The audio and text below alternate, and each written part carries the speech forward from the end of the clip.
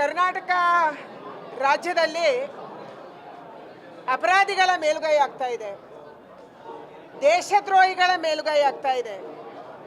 ಯಾವಾಗ ವಿಧಾನಸೌಧದಲ್ಲೇ ಪಾಕಿಸ್ತಾನ ಜಿಂದಾಬಾದ್ ಅಂತವರಿಗೆ ಶಿಕ್ಷೆ ಆಗಿಲ್ವೋ,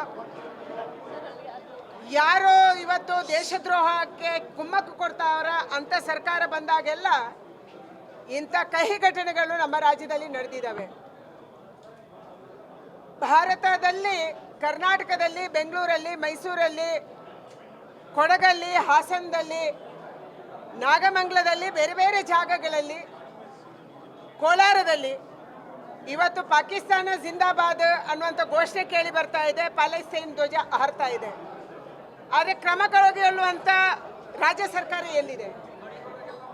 ಕೇವಲ ವೋಟ್ ಬ್ಯಾಂಕ್ ರಾಜಕಾರಣಕ್ಕಾಗಿ, ಅಲ್ಪಸಂಖ್ಯಾತರನ್ನು ಓಲೈಕೆ ಮಾಡೋದಕ್ಕಾಗಿ, ದೇಶದ್ರೋಹ ಮಾಡಿದ್ರೂ ಅಡ್ಡಿ ಇಲ್ಲ, ನಮಗೆ ವೋಟ್ ಬೇಕನ್ನುವಂಥ ಮಾನಸಿಕತೆ ಇರುವಂಥ ಸಿದ್ದರಾಮಯ್ಯನವರಿಂದ ನಾವು ದೇಶ ಪ್ರೇಮವನ್ನು ಅಥವಾ ಕಾನೂನನ್ನು ನಿರೀಕ್ಷೆ ಮಾಡಲಿಕ್ಕೆ ಹೇಗೆ ಸಾಧ್ಯ? ನ್ಯಾಯವನ್ನು ನಿರೀಕ್ಷೆ ಮಾಡೋಕ್ಕೆ ಹೇಗೆ ಸಾಧ್ಯ?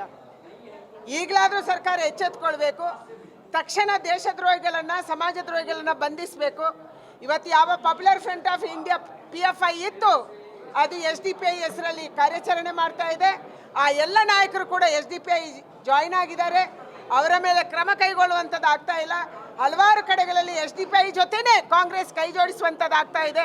ಅದಕ್ಕಾಗಿ ಅವರಿಗೆ ಕುಮ್ಮಕ್ಕು ಸಿಗ್ತಾ ಇದೆ.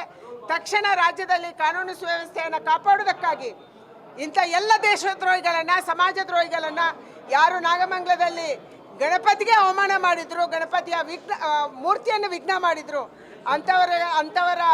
ಅಂಥವರಿಗೆ ಮತ್ತು ಅಂಥ ಮಾನಸಿಕತೆಯನ್ನು ಮಟ್ಟ ಹಾಕುವಂಥ ಕೆಲಸವನ್ನು ಸರ್ಕಾರ ಮಾಡಬೇಕನ್ನುವಂಥ ಆಗ್ರಹವನ್ನು ನಾನು ಮಾಡ್ತಾ ಇದ್ದೀನಿ. ಗ್ಯಾರಂಟಿ ನ್ಯೂಸ್, ಸುದ್ದಿ ಖಚಿತ, ನ್ಯಾಯ ನಿಶ್ಚಿತ.